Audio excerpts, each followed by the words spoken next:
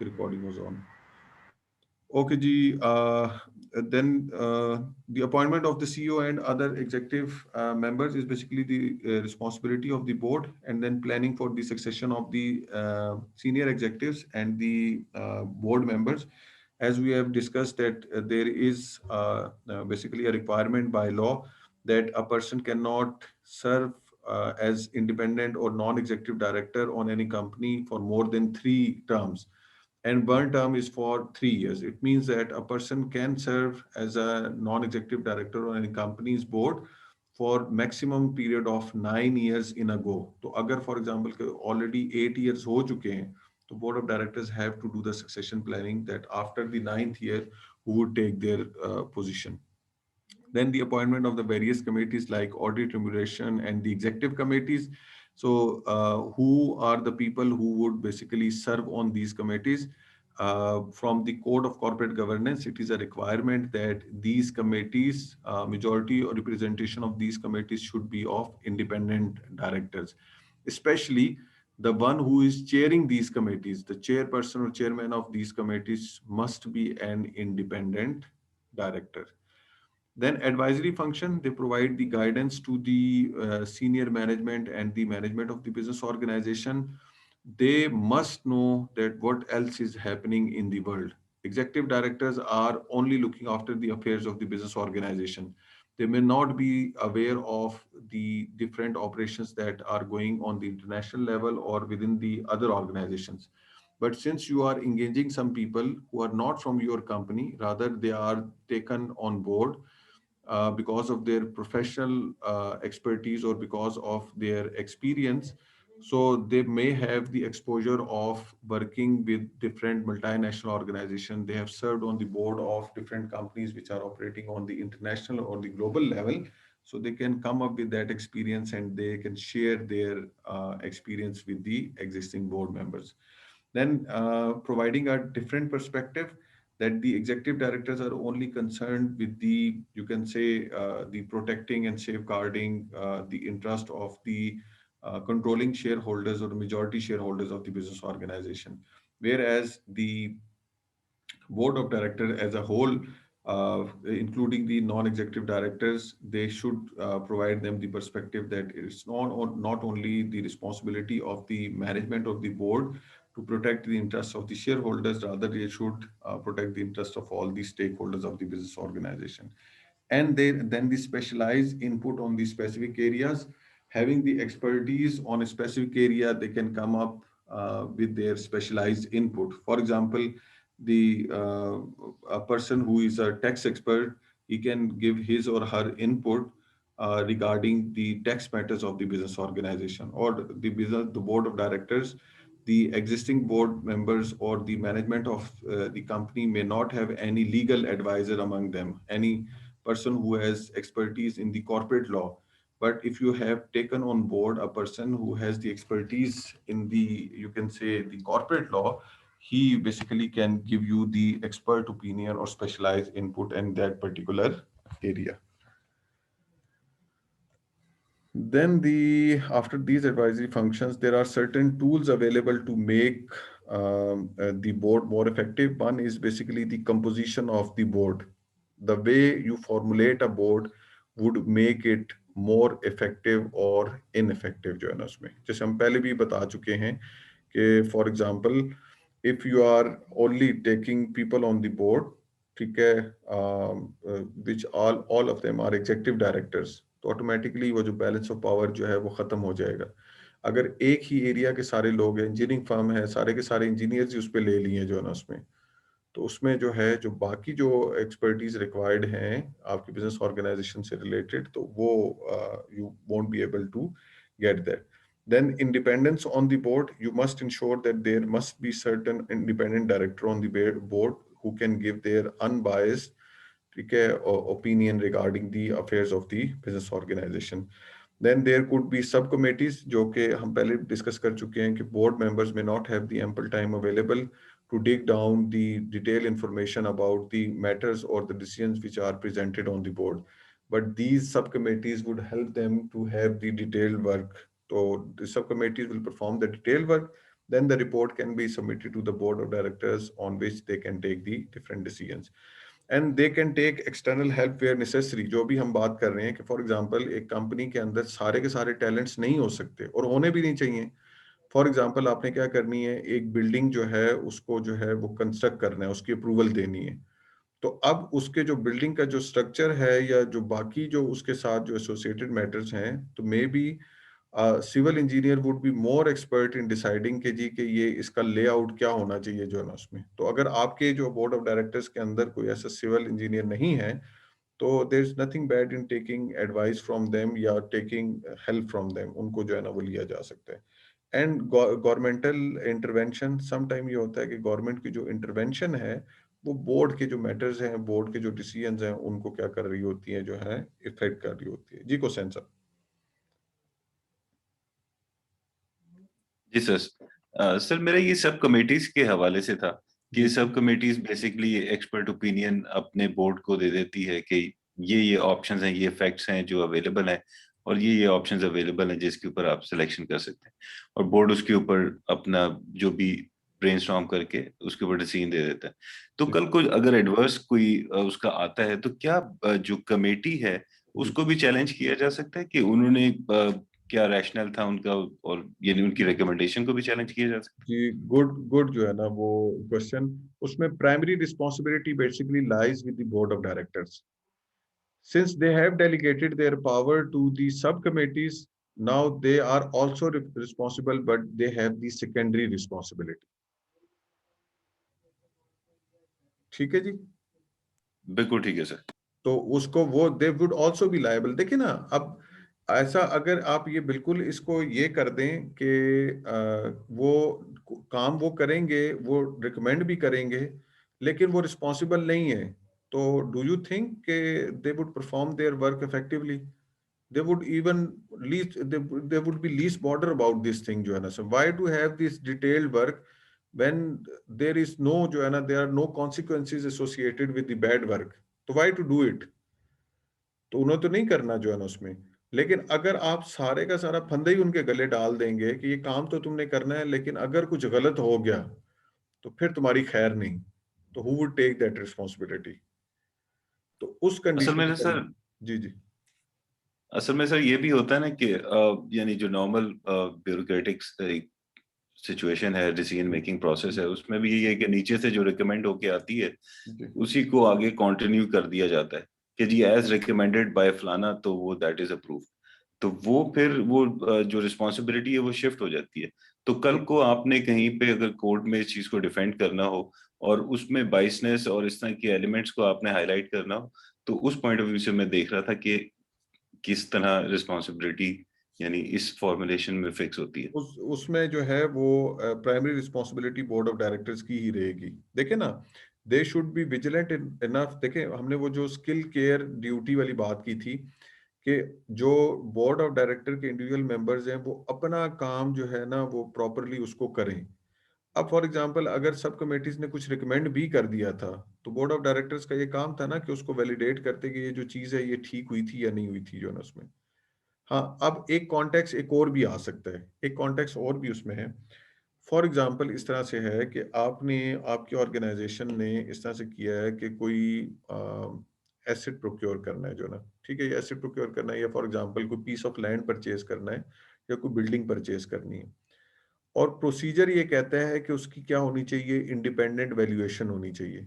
आपने independent valuator को बुलाया, उस इंडिपेंडेंट वैल्यूएटर ने क्या किया कि उसकी वैल्यूएशन की और वैल्यूएशन करके उसकी रिपोर्ट जो है सबमिट करवा दी, और उस रिपोर्ट की बेसिस के ऊपर आपने डिसीजन कर लिया जी कि हाँ जी ठीक है, हम ये इसको एसेट को परचेज कर लेते हैं। लेटर ऑन पता चला कि जो वैल्यूएशन हुई थी वो गलत हुई थी जो है ना उसमें।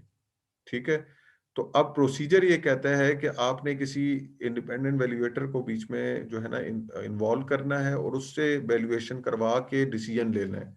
अब अगर क्योंकि वैल्यूएशन गलत होने के ऊपर आपका डिसीजन हो रहा है, तो डिसीजन की बेसिस उसकी वैल्यूएशन थी, तो इस सूरत के अंदर जो वैल्यूएटर होगा वो उसका जो है ना रिस्पॉन्सिबल होगा। ठीक है, आपकी रिस्पॉन्सिबिलिटी उसमें सेकेंडरी चली जाती है, क्योंकि आपने डिसीजन जो है ना वो गुड फेथ में ही लिया।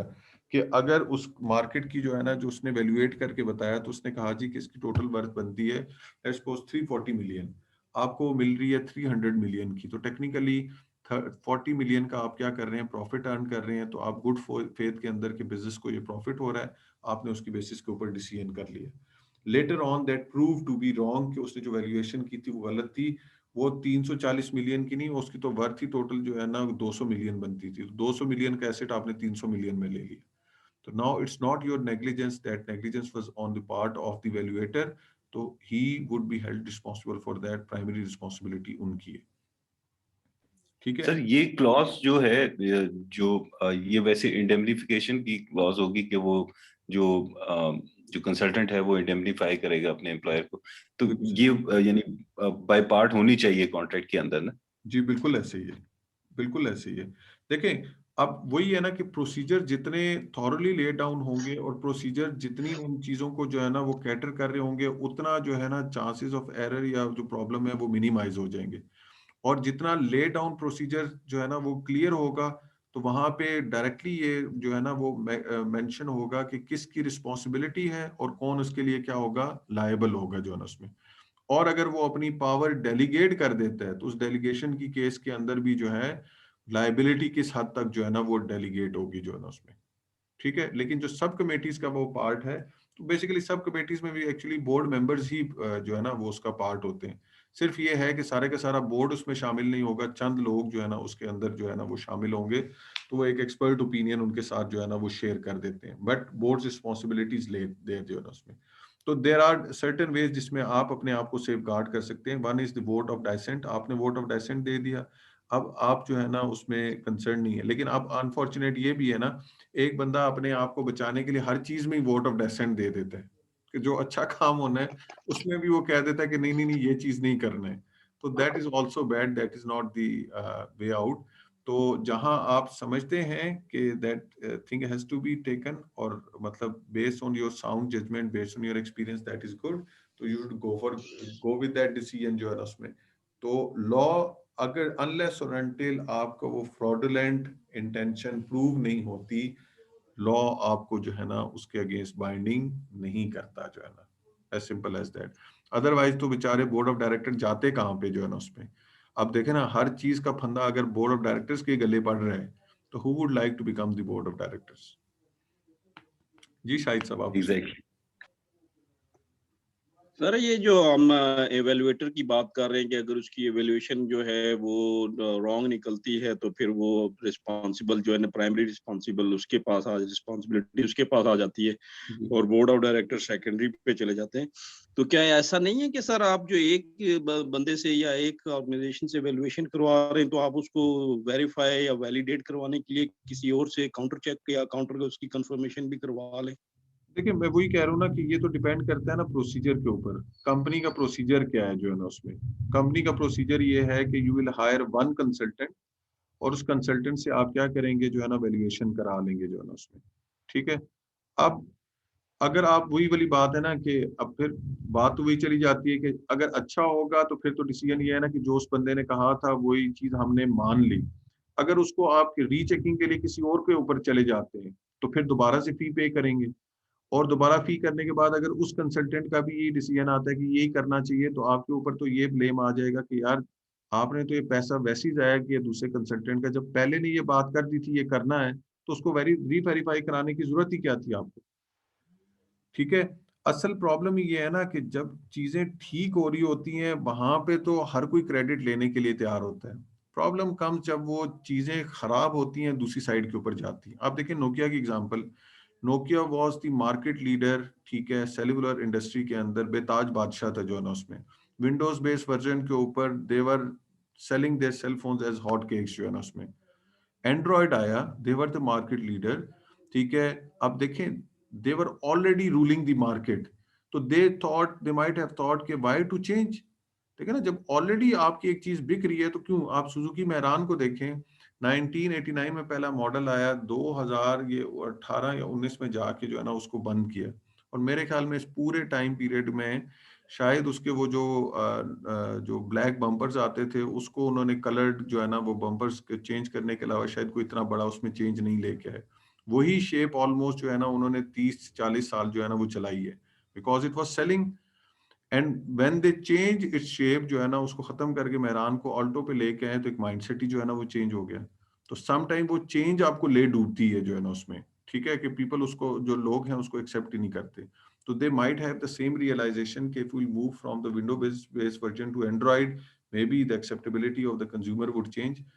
तो दे डिडंट, ठीक है ना, वो change themselves according to change and they went out of the competition. अब हर कोई उनके फेलियर की एग्जांपल तो लेता है कि उनको चाहिए था वो चेंज हो जाए, बट नो वन रियलाइजेस कि being the market leader the biggest challenge is your change.